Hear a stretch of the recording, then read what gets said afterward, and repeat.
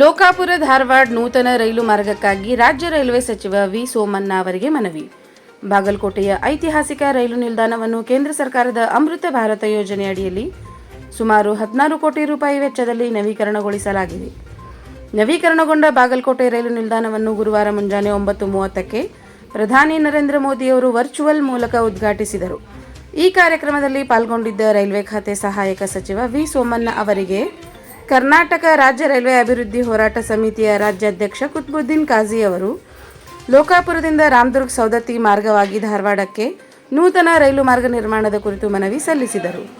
ನಂತರ ಮಾಧ್ಯಮದವರೊಂದಿಗೆ ಮಾತನಾಡಿದ ಕುತ್ಬುದ್ದೀನ್ ಕಾಜಿ, ಇವತ್ತು ನವೀಕರಣಗೊಂಡ ಬಾಗಲಕೋಟೆ ರೈಲ್ವೆ ನಿಲ್ದಾಣದ ಉದ್ಘಾಟನಾ ಸಮಾರಂಭಕ್ಕೆ ಆಗಮಿಸಿದ ರೈಲ್ವೆ ಸಚಿವ ವಿ ಸೋಮಣ್ಣ ಅವರನ್ನು ಭೇಟಿಯಾಗಿ ಲೋಕಾಪುರದಿಂದ ಧಾರವಾಡಕ್ಕೆ ನೂತನ ರೈಲು ಮಾರ್ಗ ನಿರ್ಮಾಣಕ್ಕಾಗಿ ಕರ್ನಾಟಕ ರಾಜ್ಯ ರೈಲ್ವೆ ಅಭಿವೃದ್ಧಿ ಹೋರಾಟ ಸಮಿತಿಯಿಂದ ಮನವಿ ಸಲ್ಲಿಸಲಾಯಿತು.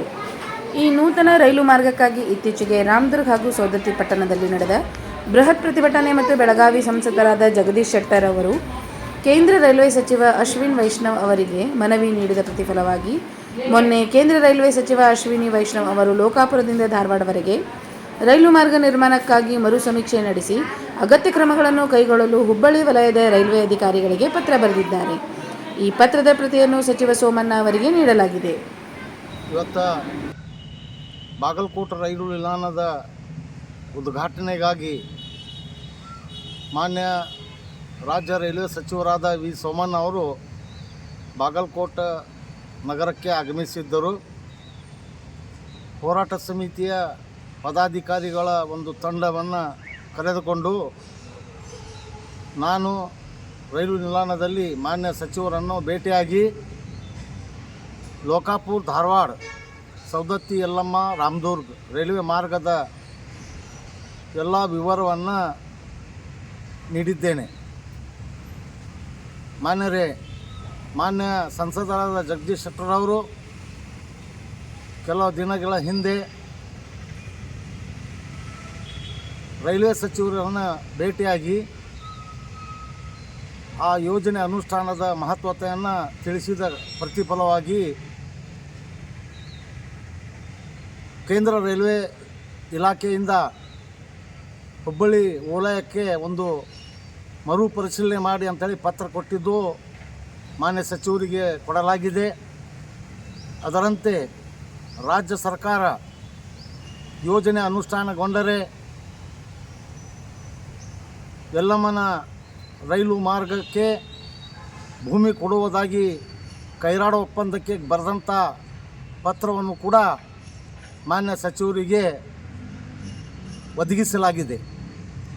ಅದರಂತೆ ಮಾನ್ಯ ಸಚಿವರನ್ನು ನಾವು ಆ ಯೋಜನೆಯ ಅಗತ್ಯ ಇರುವಂಥ ಸರ್ವೆಗಳ ವಿವರವನ್ನು ಕೂಡ ನೀಡಿದ್ದೇವೆ.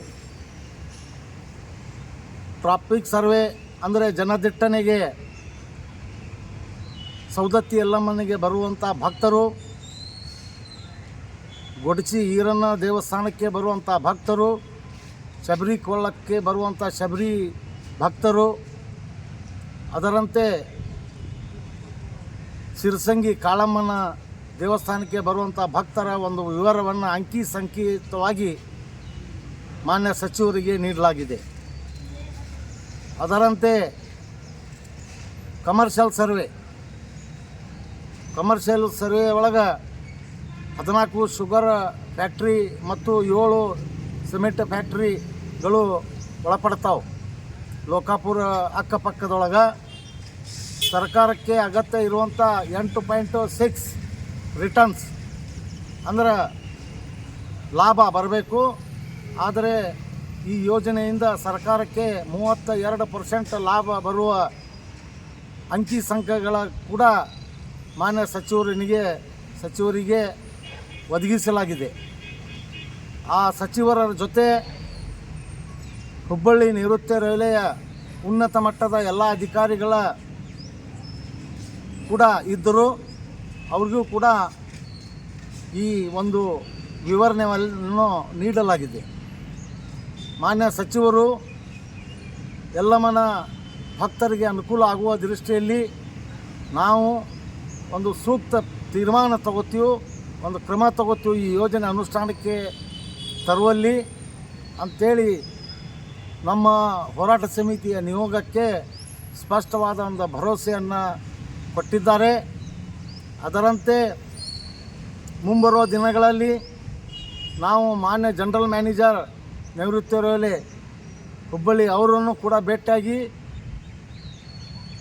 ಮರು ಸಮೀಕ್ಷೆಯ ವರದಿ ಏನು ಕೇಂದ್ರ ರೈಲ್ವೆ ವಲಯ ಕೇಳೈತಿ ಅದರ ಬಗ್ಗೆ ಆ ವರದಿ ಯಾವ ಪ್ರಕಾರ ಕೊಡಬೇಕು ಅಂಥೇಳಿ ಮಾನ್ಯ ನಿವೃತ್ತಿ ರೈಲ್ವೆ ಮಹಾವ್ಯವಸ್ಥಾಪಕರಿಗೆ ಒಂದು ಸಲಹೆಯನ್ನು, ಒಂದು ಅಂಕಿ ಅಂಶಗಳನ್ನು ಒದಗಿಸ್ತೀವಿ. ಮತ್ತು ಸಾರ್ವಜನಿಕರು ಈ ಹೋರಾಟಕ್ಕೆ ಯಾವತ್ತೂ ಯಾವ ರೀತಿ ಮೊದಲ ಬೆಂಬಲ ಕೊಟ್ಟಿರಿ, ಮುಂದಾದರೂ ಹೆಚ್ಚಿನ ಒಂದು ಬೆಂಬಲವನ್ನು ನೀಡಬೇಕು ಮತ್ತು ತನ್ನ ಮನದಿಂದ ಸಹಾಯ ಮಾಡಬೇಕಂತೇಳಿ ನಾನು ಸವದತ್ತಿ, ಸಿರಸಂಗಿ ಮತ್ತು ಸೋರೆಬಾನ್, ರಾಮದುರ್ಗ್ ನಗರಗಳ ಜನತೆಗೆ ನಾನು ಕೇಳ್ಕೊತೀನಿ. ಮತ್ತು ನಾವು ಹೋರಾಟಕ್ಕೆ ಹಿಂಜರಿಯಂಗಿಲ್ಲ.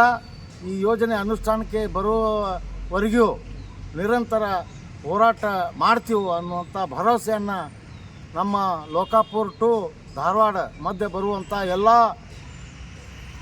ನಗರಗಳ ಸಾರ್ವಜನಿಕರಿಗೆ ನಾನು ಒಂದು ಭರವಸೆಯನ್ನು ಕೊಡ್ತೀನಿ. ನಾನು ಕುತುಬುದ್ದೀನ್ ಕಾಜಿ. ನಮಸ್ಕಾರ.